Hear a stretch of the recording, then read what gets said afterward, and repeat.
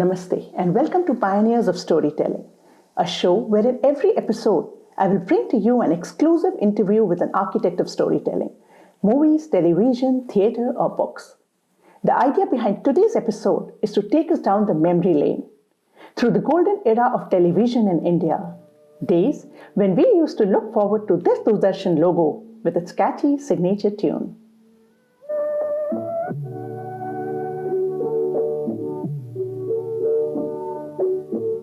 Today there are many channels and shows to choose from, but most of our memories are still wrapped around Doordarshan, the 80s and the early 90s, when the shows were few, but the content was rich. So today I have with me someone who does not need an introduction. He's a popular actor and a director, and for me, it's a bigger privilege to have him here, not only because I've had the opportunity to be an executive producer to one of his shows, but because he's a great human and a dear friend. So let's together chat with Ananth Mahadevan. Hi. Hi, good evening, good morning, good afternoon. What is it? Afternoon. Good afternoon. Thank you so much for coming on my show. Thank you so much for having me on your show. And it's so delightful and wonderful to be reconnecting with you after the Star Plus days when we used to do shows for Star Plus together. So thank you so much for having me on the show. If we talk about Indian television, we know that you have seen it all and lived it all. But tell us, how did this journey begin? Well, to be precise, about 39 years ago, 1983, we were into the thick of theatre, and I was working with Mr. V.P. Sathe at Bombay Publicity, which was an advertising agency. And Mr. V.P. Sathe was a renowned figure in the film industry. He was Mr. Raj Kapoor's right-hand man and did a lot of writing for him. So when, the initial news of television started, we were all very excited. And Sai Paranjpe was the person who called me and disclosed that there was something very big coming up. And that was commercial television, or what they call sponsored television. And Doordarshan, Mandi House in New Delhi, was beginning a whole spate of television shows from Monday to Sunday, that is covering the entire week. And I was very, very fortunate to be part of the opening nights of, the sponsored or commercial television, as they put it. Brilliant. And of course, we started off with Aros Pados on Thursdays. You know the book that you have written, Once Upon a Prime Time? It's your story, but it takes us all into this nostalgic journey of television viewing. And it's not about just the history that you've covered. It's these fascinating anecdotes and subtle humor that kept me glued to your book. So much happened on the television scene. And I realized that there was no record of anything, even the shows that we shot. And I realized that since I have been running parallel to this whole, show business, television show business for 40 years, and I had first-hand experience with most of the makers, and most of them were filmmakers, and they were not television people, they were filmmakers. So I thought I was at an advantage to record this for posterity, and I started writing. It took me 2.5 years to compile this book called Once Upon a Prime Time. And yes, like you pointed out, it isn't just about my work. Initially, I had thought that I'd started off as an autobiography, and there was so much that happened to me that I could fill up a book, the pages of a book. But then I realized that would be a very, very unfair and incomplete exercise. There were so many others who did such interesting and remarkable work, which I wasn't part of, but that deserved to be sort of recorded also. So that's how it became, a collective effort of my story and their story. And that's why I called it Once Upon a Prime Time. And today, through my show, you're going to help us relive those memories. I think back then, every show was a masterpiece, beautifully carved by the finest storytellers. Now, I can't get you to talk about all the shows, so I'll request you to choose one, the best within each genre, and tell us about it. Let's begin with soaps or drama series. See, soaps by default, even before the sponsored week set in, Hum Log had already come into our lives, and everyone was hooked on to Hum Log. And despite it being a very simply treated affair, I mean, they had no great production values. It was shot in one of the studios in Delhi, and they probably did not know what they were getting into or what they were creating.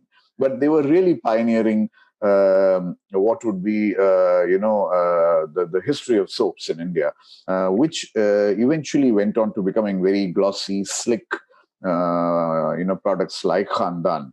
Shekhar Kapoor, Girish Karnad, Tanuja, I mean, Neena Gupta, they were all there, I mean, these were the stars of film and television coming together, or the future stars of television coming together to create quite a crowded scenario in Khandaan. And people were taken aback. I mean, Tuesday was Hum Log and Wednesday was Khandaan. So the contrast was very, very palpable. What about Buniyaad? Hadn't it gained the similar popularity? Buniyaad was much, much later, and Doordarshan wanted to do a reprisal of Hum Log. They wanted another soap, that could go twice a week. And Ramesh Sippy thought of this story on the partition. And then, of course, Kamleshwarji wrote it, and it became as big or bigger, I mean, rather bigger than Hum Log, and it became extremely popular. And it also had its share of factors like Kamaljeet and Aloknath and so many of them. I think back then, every show was the kind that we could identify with. The middle class family, the relationships, the problems. Even sitcoms were very realistic. Which is the sitcom or comedy that you think was the best? I mean, without a doubt, Ye Jo Hai Zindagi, because it started off, introducing Kundan Shah to us, and Satish Shah, and Shafi Namdas, Swaroop Sampath, Rakesh Bedi, Sulba Arya, Vijay Kashyap. All of them were part of Ye Jo Hai Zindagi, and the writers and directors, Kundan Shah, Manjul Sinha. So Fridays was something to look forward to. And again, it was a family comedy. It was between husband, wife, brother-in-law, and the neighbors. And although it had its share of caricature, with Satish Shah playing a different character in every episode, people identified with a lot of things that, like, for example, the sofa episode where each one tries to occupy a newly bought purchased sofa. These were little snippets that only Kundan Shah could do, because he was very, very close to real life, and he had seen life right from the streets. Was Karamchand the first detective serial on DD? Well, the first show that really did come on, and with a lot of style and color, was, of course, Karamchand, which Pankaj Parashar concocted, and inspired by the radio show called Inspector Eagle. He wanted to write detective stories. He wanted to write thriller stories, and he got this guy called, this character called Karamchand. And there's a long story behind it. Karamchand becoming finally what we know Karamchand as, and Pankaj Kapoor playing it, with Shushmita Mukherjee playing the very feather-brained Kitty, his assistant. And the famous closing line, "Shut up, Kitty." But yes, Karamchand started the detective series. We had Byomkesh Bakshi later, which was a very important show, according to me, because Bashu Chatterjee made that based on the very classic Bengali stories of Byomkesh Bakshi. And then another important milestone would be Satyajit Ray Presents, because he did the Feluda series. And Feluda was a detective that Satyajit Ray had created. If I ask you about mythology, it would either be Mahabharat or Ramayana? Yeah, it has to, because that's where it started off, and it started off in such a big way, because that television suddenly became what it was here. It became this big, and with the war sequences and with whatever computer graphics available in those years, Ramayana started off, and then Mahabharata was a big, big improvement on the mythology and on Ramayana.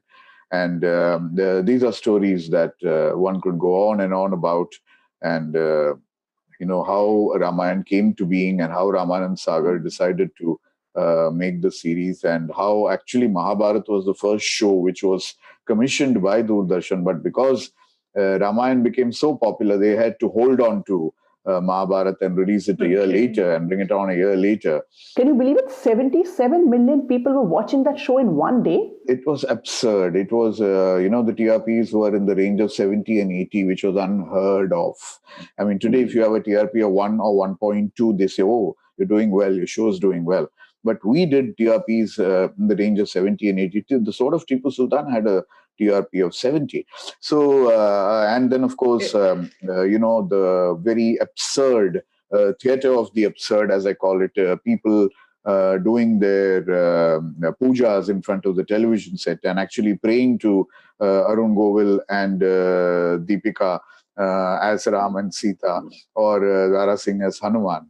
We did not have to, announce a curfew like we do today in these pandemic days, because the curfew happened naturally. Everyone was watching Ramayana and Mahabharat, and no one had set foot out.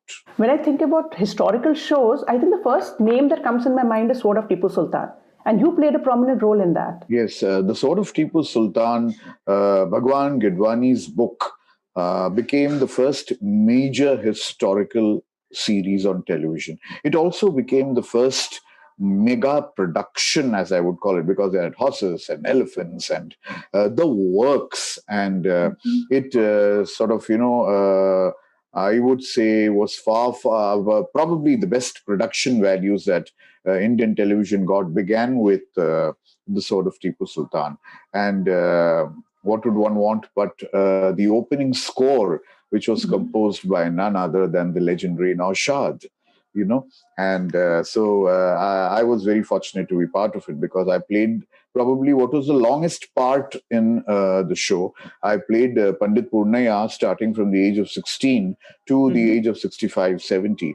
So I traversed 3 generations, I play Pandit Purnaya, who's a friend of Hyder Ali, who is Tipu Sultan's father. Then I become Tipu Sultan's mentor. And then after he dies, I, take up the responsibility of his sons after he loses the battle with the British at Sarangapatnam. So I probably had, like they say, a very cliched line, the role of a lifetime. Which show would you rate as the best classic? If you look at classics, I would say Mirza Ghalib, left an indelible mark. Although we had Shrikant and we also had Mujrim Hazir, which was an adaptation of a classic, a Bengali classic, Asami Hazir, made by Rakesh Chaudhary. So I would say these were the classics that remained with us and still remain with us. And you could go back and visit them for the kind of work that these filmmakers and these film stars did. Would you agree if I say that those days the shows were not only rich in content, but were an amazing blend of information and entertainment? Which show would you see as the best infotainment? I mean, infotainment was there for the taking. I mean, if you take a series like Yatra, which Shyam Benegal made, or a series his Discovery of India, which was also, a complete historical account right from the medieval ages to the freedom, achieving freedom for India. Every chapter was covered, and all the important characters that crisscrossed history were, covered in this. So I would say Yatra, which was a train journey throughout India, and Discovery of India. These were the 2 library shows, material that could be archived forever. Yes, there was a contemporary show called Subha. Bharat Rangachari, who used to be, Rishikesh Mukherjee called him his best assistant. And he came into television with a series called Subha. So Subha was again, I think, a very contemporary, timely show. And as far back as the 80, 85, 86, the drug addiction, theme was tackled. And today we're only talking about drug addiction. Okay, Anand, now I have an assignment for you. I know you're a good actor, but let's see how good you are with extempo. I'm going to show you some pictures which I've selected online. And for every picture, you're going to tell us the first thing that comes in your mind or anything interesting about it. Yeah. Okay, I'm going to start with this. Sharmila ji, Yes, the beginning of a wonderful relationship from a director to a co-actor. I have only Sharmila ji to thank for being part of my first television film with Krishna.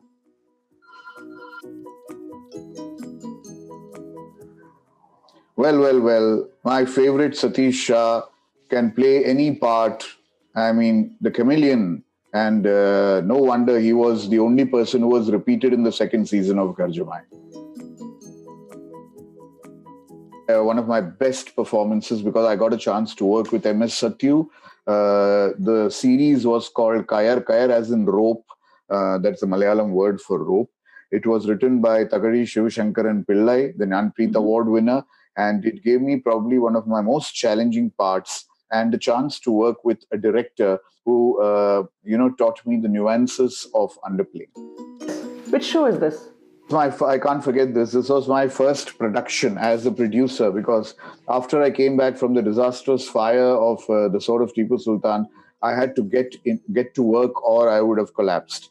So I put all the money together I had and made a series which was actually an inspiration from Here's Lucy, but I called it Mem Saab, and this was the first break that Tanaz Karim and Harsh Chhaya got on television.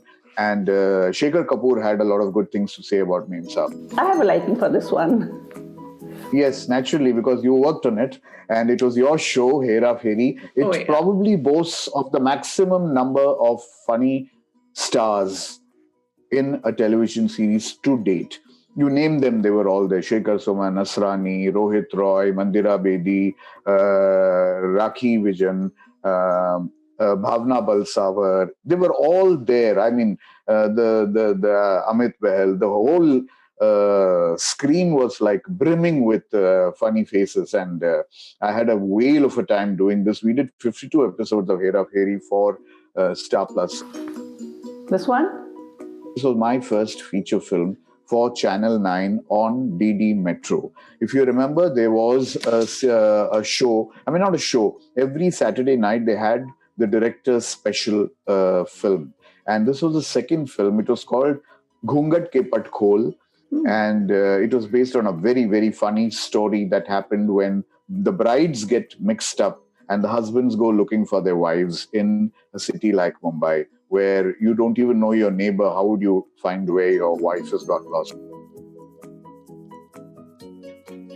Saturday Suspense, it was the first suspense series on Indian television, and Deepak Tijori turned from actor, he turned producer, and we got Zarina Wahab in, and we had 2 stars doing the first episode of Saturday Suspense. You've directed many serials and movies, but there's this one movie of yours which has won many awards, many national awards. Tell us something about it. It's a Marathi film? Yes, what all the Hindi films could not do for me collectively, my first Marathi film did for me. It's a biopic on a lady called Sindhutai Sapkal. What she does is she picks up abandoned infants from the streets and gives them shelter. But that's not what the film is about. The film is about how she came to doing that. And the film is called Mee Sindhutai Sapkal, meaning I am Sindhutai Sapkal, because she keeps introducing herself that way to every person she meets. She gives me Sindhutai Sapkal, me Sindhutai Sapkal. So we call the film Me Sindhutai Sapkal. And it became a very, a story of empowerment, a story of life gaining precedence over death, because she tried to commit suicide twice.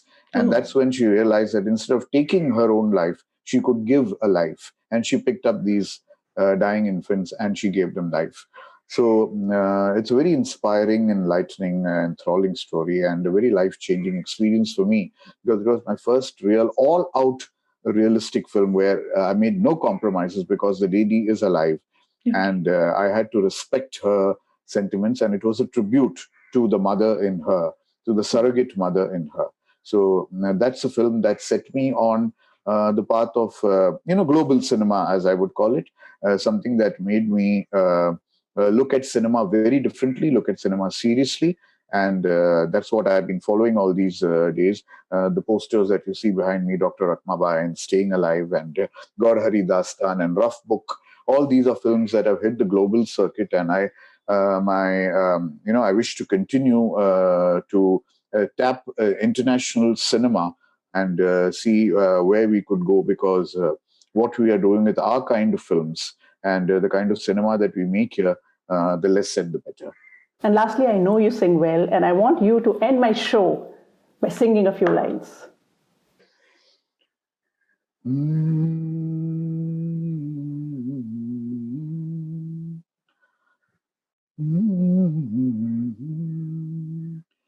मैंने गाहें तेरे चेहरे से हटाऊं कैसे, मैंने गाहें तेरे चेहरे से हटाऊं कैसे, लुट गए होश तो फिर होश में आऊं कैसे, मैंने गाहें तेरे चेहरे से हटाऊं कैसे, मैंने गाहें.